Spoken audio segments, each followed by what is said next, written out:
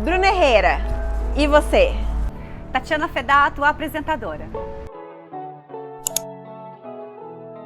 Oi, gente! Tudo bem com vocês? Olha só, que saudade! Estamos de volta aqui e vou contar uma novidade pra vocês, que nem a Tati sabe, tá? Já sabe quem tá aqui comigo, né? Já estão vendo aí. Nem a Tati sabe. Eu tinha parado de gravar o programa Bruna Herrera e você. A gente gravou, o último foi no começo, foi em fevereiro que a gente gravou. E era um programa beneficente, onde eu realizava o sonho de pessoas. Olha! Muito legal, muito legal o programa. E antes de ser beneficente era entrevista, igual a gente tá fazendo. Mas aí eu tinha parado, e aí quando você falou, vamos gravar? Eu falei, vamos, é a oportunidade de voltar, então estamos voltando. Que maravilha, que bênção! E é com você. Olha, que bom, então trarei muita sorte para você e para vocês que estão assistindo. Gente, a gente vai voltar com o programa já com temas super bacanas, e com a Tati a gente vai falar um tema que é até meio complicado falar, né, Tati? É. E aí é interessante que parece que as outras pessoas ficam com mais receio de falar do que eu mesma, né? Que eu já superei a situação, né? É que na verdade é um assunto delicado pra gente tocar nesse assunto. Até eu acho que as pessoas ficam com receio assim, do que perguntar, Sim. né? De não ser indelicado ou alguma coisa desse tipo. Não, mas você pode perguntar o que você quiser. O que eu Porque quiser. a ideia é eu falar mesmo, mostrar para as pessoas a verdade, mostrar a história como é, não só o lado ruim, mas o lado bom que houve depois de tudo isso. Sim. Então a gente vai falar, gente, sobre abuso sexual. A gente conversou sobre 2 temas que a gente poderia conversar, né, Tati? A gente decidiu por esse, optou por esse. E é um assunto que a gente precisa falar. Eu quase passei por isso já. E a Tati, ela passou por isso. Até perguntei pra ela um pouquinho antes aqui, né, pra saber algumas coisas. E ela já falou, eu vou contar em detalhes na entrevista, né, Tati? Vou contar. E fique à vontade, viu? E a ideia de compartilhar não é que as pessoas sintam pena de mim, não é que as pessoas fiquem com medo de sair na rua, não é isso. É para justamente entender que sim, aconteceu comigo a história do abuso, não tem o menor problema nenhum em contar, porque existe a superação. E eu aprendi muito, e foi nessa situação do abuso que eu me converti para o espiritismo, que eu me tornei, fui para uma religião, seguir uma religião de verdade, né? Entendi. Então você vê, nada é por acaso, né? E sempre tem, né, o lado bom das coisas. E eu procuro viver isso na minha vida, procuro ensinar isso para os meus filhos, né, de que, ok, as coisas ruins acontecem e são inerentes à nossa sobrevivência, mas o que a gente vai fazer com isso que a gente passou, né? Você vai ficar se vitimizando ou você vai vida que segue e procurar evoluir, né? Então eu adotei esse caminho desde os 23, hoje eu estou com 43, já faz 20 anos que falo sem dor, vou contar para vocês sem dor nenhum, sem sofrimento, mas foi bom ter acontecido isso comigo. Olha que interessante. É um processo também, né? Foi. E como que foi? Como que aconteceu? Olha que situação. Foram 2 abusos no mesmo dia, mas abusos de formas diferentes. Olha só que interessante. Eu estava namorando um moço e a gente foi assistir uma peça de teatro no Teatro Municipal de São José. E ele falou assim, eu vou antes, ele era DJ, então ele ia antes tocar ali na Number 2, quem é de São José sabe onde é a Number 2 ali. E você vai depois. Falei, beleza, o show não tinha acabado, eu não ia deixar o show pra ir. Então ele foi lá providenciar o trabalho dele. Quando deu umas 10 horas da noite, eu saí do Teatro Municipal e fui até o banhado ali. Crente eu, por um caminho ali pela avenida, passando na calçada onde tinham vários prédios, então assim, não fui pelo lugar escuro, não fui nada. E ali eu fui abordada, então eu peguei o cabelo, coloquei pra dentro do capuz, não tava com uma roupa chamativa, esse negócio de que, tava pedindo, tava... É desculpa, né, gente? Não existe. Tava pedindo pra ser abusado, que olha a roupa que ela usa, eu tava de calça jeans e blusa, e blusão, que era frio, tava com uma jaquetona, enfim, botei o cabelo pra dentro e fui. Aí chegou um cara do nada assim atrás de mim e eu não tava andando no banhado do lado de lá, eu tava na calçada onde ficam os condomínios. E veio um cara por baixo da blusa assim, me colocou na minha cintura e falou assim, não reaja, não grita, eu estou armado, você vai fingir que é minha namorada e você vai descer ali comigo e sem um pio, sem nada. Ali eu desci com o cara ali. Ali eu fiquei com ele 2 horas, das 10 até um pouquinho até meia-noite. no meio do caminho, ele foi mandando eu abaixar a cabeça e ele foi me torturando psicologicamente. Então ele não foi fazer o que tinha que fazer logo de cara. Ele foi me torturando e foi falando umas coisas e tem coisa que a gente até apaga da nossa cabeça, né? Mas ele foi perguntando, dá seu RG, dá seu telefone, dá seu relógio, eu dei meu celular para ele, eu dei meu relógio, peguei, deu dinheiro, onde você mora, seu RG. E aí ele foi, não olha pra mim, não olha pra mim. O que você está fazendo aqui? Você sabe o que você está fazendo aqui? Dentro daquele terror psicológico todo, ele fez uma pergunta. E aquela pergunta mexeu comigo. E ele falou assim, você sabe por que você está passando por isso? E eu fiquei quieta. E ele falou assim, porque você não tem Deus. Como? Né? Assim, não tinha conversado com ele nada. E eu realmente não tinha. Eu não tinha Deus na minha vida nesse dia, né? Nessa época. Achava que tinha fé, achava que... coisa assim, de outro mundo, assim. Não, tipo, o cara tá fazendo o que fazendo e ainda vem falar que você não tinha Deus. Eu que não tinha Deus. Mas, de novo, né, vamos ficar com a minha parte que me compete, né? Aí, ele falou assim, então, você tá passando por isso porque você não tem Deus no seu coração, você não tem Deus na sua vida. E aí ele foi falar, você não conta pra ninguém, porque se você contar pra alguém, eu sei onde você mora, eu vou acabar com você, eu vou acabar com a sua família, nananã. Chegou no momento, aí que eu descobri, no final só que eu descobri que não estava armado nada, né? Aí ele mandou tirar a roupa, ele mandou eu abaixar e ele mandou põe a boca aqui em mim. Ele falou, põe a boca aqui em mim. Aí eu, muito abusada, falei assim, eu não vou pôr a boca em você não. Você tá pensando o quê? Eu não faço isso nem com meu marido, na época eu morava junto com a pessoa, eu chamava ele de marido. Eu não faço isso nem com meu marido, eu não quero fazer essas coisas, não vou fazer essas coisas, não faço nem com ele, não vou fazer com você. E aí ele, de boa, respeitou, nem entendi por que respeitou, mas respeitou. Aí ele falou, então, aí mandou eu ficar na posição de 4 e fez o que fez. E eu rezando, nessas 2 horas que ele ficou fazendo a pressão psicológica comigo, eu fiquei baixando a cabeça, rezando, aonde ele falou isso aí. Aí ele falou isso, você tá desesperada porque você não tem Deus, né? Agora que o bicho tá pegando pra você, agora você recorre a Deus. E aí eu falei, então você não quero que você também goze em mim, você vai gozar, pode gozar em cima de mim, dentro de mim não. E assim ele fez, e eu abusada. Então, aí você falava, você é muito abusada, você falando isso, você não teve medo? Eu acho que então quando a gente aprende não a reagir, não sei o que, né? Mas eu acho que naquele momento, tipo, eu já vi que ele já não estava armado. Eu já estava ali ferrada daquele jeito. Então assim, eu acho que eu tentei minimizar o máximo de coisas que eu podia, que eu achava que eu conseguia minimizar, né? Então assim, é uma situação que a gente nem pensa o que vai fazer, o que vai acontecer. Porque eu sou a favor de não reagir. De repente ali eu comecei a fazer esse tipo de coisa. É que a gente não imagina como que vai ser. Como a gente vai ter reação mesmo na hora. Ele falou assim, então vem cá me dar um beijo na boca. Eu também não dou beijo na boca também não. Se você me beijar, eu vou morder você, vou te machucar, alguma coisa assim. Você é muito abusada, né? Ela falou assim, sou abusada mesmo. Então acho que ele não esperava esse tipo de reação, né? Porque eu enfrentei. Mas ok, acabou a situação, mas isso não foi o pior. Acabou a situação, ele ficou lá um pouquinho, mais uns 10 minutos comigo ainda, não me devolveu o celular, não me devolveu o dinheiro, nem os documentos, nada. E dali ele falou, agora você sobe sozinha e se você olhar para trás eu cato você de novo e se você contar, me denunciar, contar para alguém, eu sei onde você mora e tal, sabe nada, mas enfim.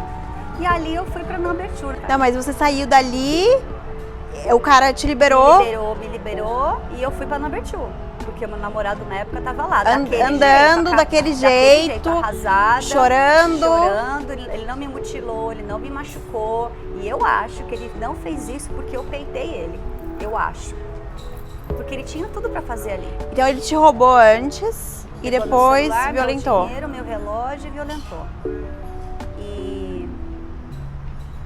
E orando ali o tempo todo. Ele quando você chegou lá na Aí quando eu cheguei lá, eu entrei, pedi pro namorado sair, falei que é uma coisa importante pra te falar. E ele acabou comigo ali, porque onde já se viu, você demorou tanto, por que você demorou? Porque você ficou conversando com seus amigos, não sei o que. Eu falei, cara, pelo amor de Deus, eu preciso te contar uma coisa, preciso te contar, fica quieto um pouco. quando eu comecei a contar, ele mudo ficou, ele não falou absolutamente nada. E aí eu falei, jogando verde para colher maduro, eu falei assim, olha, se você quiser, depois dessa, talvez você nem queira mais ficar comigo, né? Porque é vergonhoso, deve ser vergonhoso para você, você deve estar com nojo, não sei o quê, né? Quando a gente fala isso, que a gente quer ouvir? Não, imagina, pelo amor de Deus, né? Você quer ouvir esse tipo de coisa? Eu vou pensar sobre isso mais tarde. Mas agora você vai entrar aqui comigo porque eu vou tocar e depois eu vou tirar. Eu falei, você precisa me levar para a delegacia, para o IML, fazer o Meu tem que fazer Deus. lá. E ele falou, não, você vai ficar aqui. Até como eu morava com ele, não cabia eu ligar para os meus pais para fazer isso. Hoje eu vejo que sim, que eu tinha que ter feito isso. Sim, mas na hora na também. época, Não, estava muito fragilizado também, né? muito fragilizado, eu morava com ele, então assim, se eu sair da minha casa e fui morar com uma pessoa, automaticamente assim, os meus problemas eu tenho que resolver com ele, né? Então nem fui atrás de pai e de mãe, nada. Aí ele me fez ficar, eu vou tocar, eu vou ficar. Eu falei, cara, você tem um outro DJ residente aí, você vai fazer isso mesmo comigo? Você vai me deixar aqui esperando até 4 horas da manhã para depois eu ir nos lugares, para depois eu me limpar, para depois... Quem mandou você vir sozinha de lá para cá? Aí a gente leva a culpa ainda. Isso que eu fico muito chateada, porque sempre as pessoas colocam a culpa na vítima, né? Mas com que roupa que você tava? Por que você tava sozinha na rua? Mas por que você passou por esse lugar? Como se você tivesse culpa de alguma coisa. De alguma coisa, pois é. Enfim, aí... Bruna, eu entrei naquele banheiro, eu fui muito idiota. Eu entrei no banheiro, tirei a minha roupa inteira, me lavei na pia, porque, ele gozou em cima das minhas costas, no meu quadril. Eu me lavei inteira, escovei o dente. É quando você esfrega, você quer arrancar até a pele de nojo da pessoa, né? Pra voltar lá, pra ficar fazendo sala pros amiguinhos, pro povo lá, daquele jeito que eu tava. E a burra ficou. E assim, é muito louco porque eu tive esse sentimento também, apesar de não ter acontecido comigo, né? Não chegou a acontecer, mas a gente fica com nojo da gente mesmo, assim, né? Comigo aconteceu recentemente um negócio desse que eu fiquei 2 dias mal, mas que um cara no farol, ele pôs a cabeça dentro do meu carro e me deu um beijo na testa. E foi só um beijo na testa, né? Mas eu me senti tão invadida já. Sabe? Aí eu lembro que eu cheguei assim, a gente tava na época muito do Covid, assim, em alta ainda, né? Mais do que agora. Aí eu cheguei, fiquei lavando. E pra quem eu contei, eu só escutei assim, mas por que você tava com o vidro aberto? Sabe? Tipo assim, por que você não sei o quê? Mas por que não sei o quê? E eu falando, cara... Sabe? Tipo assim, isso foi uma coisa leve, né? Foi um beijo na testa só. Mas é muito louco, né? É muito louco, a sensação de invasão. Sim, isso. E olha que absurdo a pessoa falar um negócio desse. Daqui a pouco, olha lá, você tá viva, por isso que você foi estuprada. Daqui a pouco é isso. Não, o Dinho mesmo fala, quando alguém questiona ele, fala assim, e aí, você não foi com ciúmes? Não, quem mandou abrir o vidro? Ele mesmo fala isso. Porque daí a mulher fala assim, não... nossa, eu imagino como você se sentiu. Nossa, mas porque o cara foi, tipo, pôr a cabeça dentro do seu carro, né? Porque o cara que tá errado, não sou eu que tô errado, é que tá com o vidro aberto, né? Pois é. É uma inversão de valores louco, né?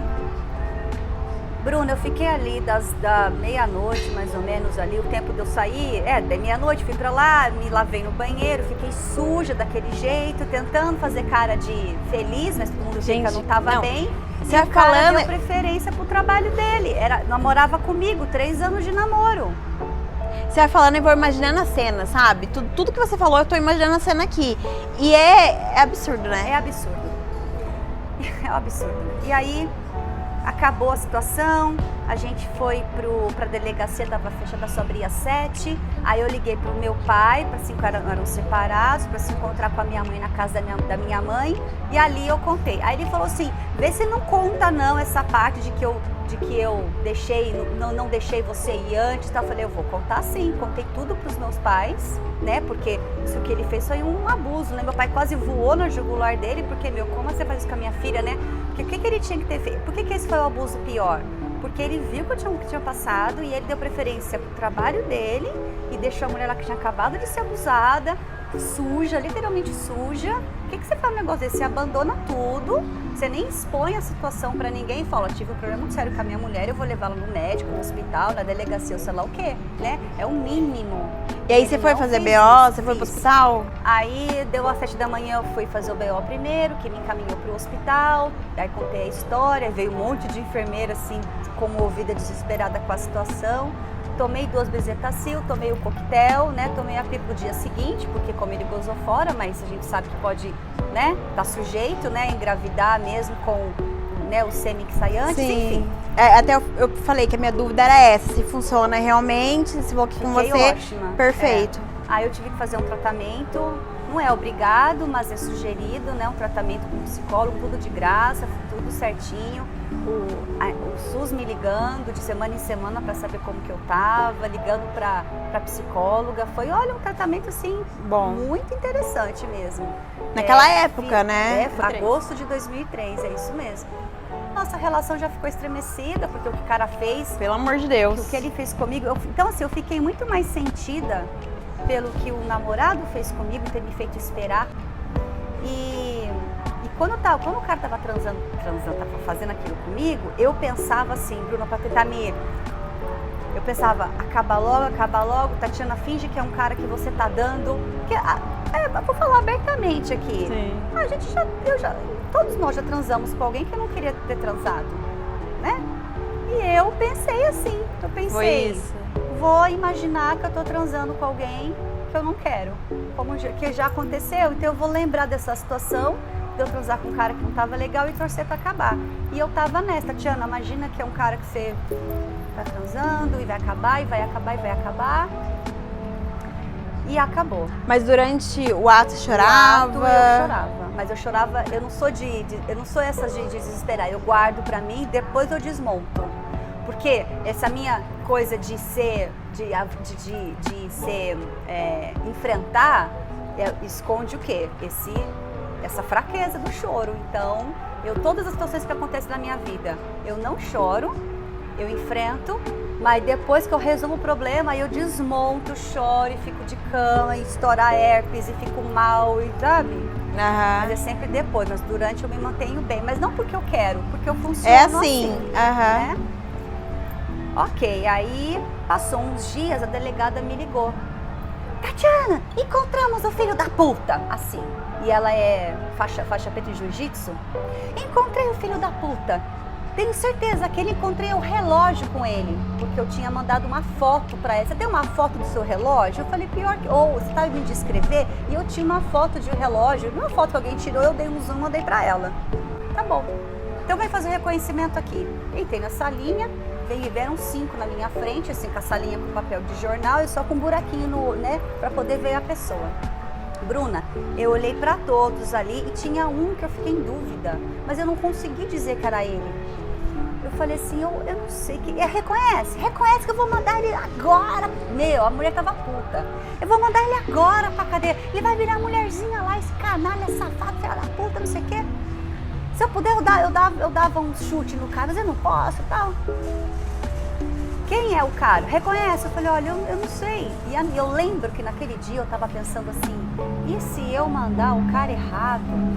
Coitado dessa pessoa, eu fiquei pensando assim. E durante tudo que aconteceu ali, ele pediu pra você não olhar pra ele, né? Que você falou. Olha, então mais esse agravante, né? Sim. Eu não tinha ele totalmente na minha vista, mas eu tinha visto ele, sabia? Um pouco. Só que ali, ele tava diferente, ou a minha cabeça apagou. Aí a psicóloga falou, eu perguntei por que eu não consegui ver o cara, eu fiquei 2 horas. Ela falou, porque o seu cérebro apaga essas informações quando traumáticas. É muito traumático, assim, acontece mesmo. E eu sou boa fisionomista, mas ela explicou por isso, né? Então esse era o meu medo, de mandar um inocente. E eu fiquei com medo de estar cometendo uma injustiça. Falei, eu tô em dúvida, não tem problema, não precisa. Nós sabemos que é esse aqui, ó, porque a gente pegou com ele o seu relógio. Então assim... E era o que você... Era o relógio mesmo. Não, e era o que você tava achando que era.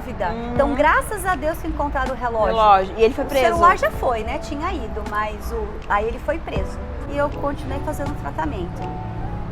Eu só sei assim, o tratamento psicológico foi muito bom. Eu fiz tudo certinho durante 6 meses. Mas, Bruna, eu não senti medo de sair na rua, eu não fiquei com nojo de sexo, eu confesso que em alguns momentos, quando isso aconteceu, eu terminei com esse cara, passou um tempo, eu conheci o pai dos meus filhos, que eu contei também a situação. Em alguns momentos, quando eu tinha relação com o pai dos meus filhos, um casamento de 13 anos, eu tinha uns flashes. Sim, eu lembrava. Mas você não ficou traumatizada no sentido de não querer o sexo? Não fiquei. E eu agradeço muito, e eu sei que foi muita oração da minha mãe e da minha avó. Eu sinto que foi, porque elas oraram muito, eu sentia chegando essa oração, né? E foi ali que o que mais dessa história mexeu comigo? Que realmente eu não tinha Deus. Porque se você tivesse Deus, você não estaria passando por isso. Eu via isso dele. O próprio capeta. O próprio capeta. Então, o próprio capeta me fez ir a Deus. Olha que louco, né, isso. E passou isso, eu comecei a sentir. E na verdade, Bruno, eu já sentia um vazio no meu coração há muito tempo. E a gente acha que é porque eu tô feia aqui, porque eu tô gorda ali, ou porque eu tô sem emprego aqui, né? Eu tô sem dinheiro, alguma coisa a gente acha assim, que nunca é isso. E hoje, espiritualizada como eu fiquei, como eu sou, hoje eu vejo que aquele vazio era a falta de Deus mesmo. Era a falta de uma... Hoje eu vejo que eu não preciso mais eu não quero mais uma religião. Hoje, pode ser que amanhã eu mude, mas hoje eu invisto na minha espiritualidade. Mas naquela época, eu precisava de uma orientação mesmo, de fato, uma doutrina espiritual. Até eu entender o que é e conseguir andar pelas minhas próprias pernas. Sim. Sempre sendo Jesus em primeiro lugar, né? Mas sem depender da doutrina de nenhuma outra igreja. O que eu falo pra você que tá assistindo, que já passou por isso? Não tenha medo de denunciar. Não se sinta culpada, porque é que a sociedade o tempo todo tenta mostrar, né? Essas perguntas de como que você estava, por onde você andou, né? Nossa, gente, é absurdo. Então eu me apeguei no quê? Eu me apeguei no que aquilo estava me mostrando de bom. Como assim, né? Um estupro te mostra coisa boa. Será que se não fossem as palavras que ele disse, eu teria entendido que aquele vazio que eu sentia era a falta de Deus? E será que eu teria ido à procura? E assim, Tati, é uma coisa muito louca a gente falar isso, mas até pra gente, quando passa por um processo muito difícil, algo que traumatizou, a gente tem que achar algo bom sim, senão a gente não vai pra frente, você não consegue seguir a vida, né? Exatamente. Então eu pensei, peraí, eu vou encarar como um sexo mais um, o cara não me machucou, não me mutilou, tem que dar graças a Deus sim, né?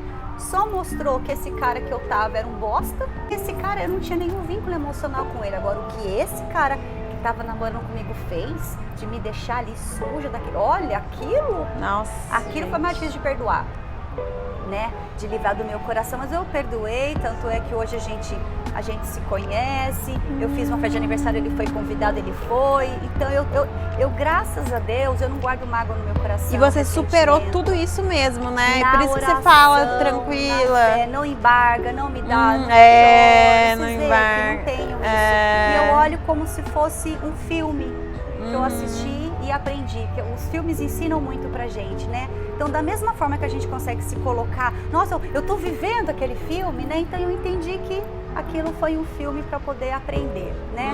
E superar mesmo. Então, assim, é possível sim você se superar, tem que denunciar, quero contar para as pessoas, mostrar que sim, quando você decide na sua cabeça que eu não vou sofrer por isso, que a minha vida não vai parar por dois bostas porque são bostas na minha opinião, vou deixar ele parar a minha vida? Então eu me agarrei muito nisso, sabe? Eu sou mais eu, e isso me deu mais autoconfiança, mais autoamor, que realmente tem que cuidar da gente, da nossa energia. E sim, Deus faz muita diferença, independente se você de qualquer religião ou mesmo quem não tem a religião. Ô Tati, e aí eu até ia falar pra você, pra gente finalizar, pra você dar um conselho pra quem já passou por isso e tal, mas durante a conversa já deu vários, já falou, né, vários. Mas o que eu sempre falo, que é muito importante, que no caso eu não fiz e eu me arrependo, eu não cheguei a fazer BO, né? No meu caso não chegou a acontecer, eu lutei com a pessoa, mas precisava ter feito um BO e eu me arrependi.